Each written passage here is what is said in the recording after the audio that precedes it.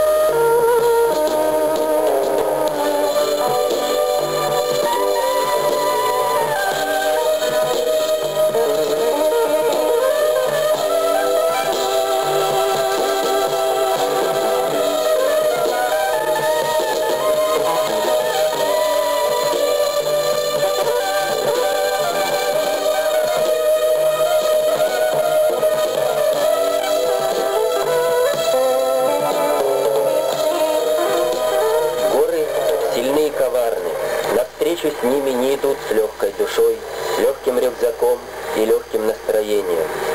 Здесь тяжело дышится, атмосферное давление на 7-километровой высоте вдвое меньше обычного, и кислорода, содержащегося в воздухе, явно не хватает.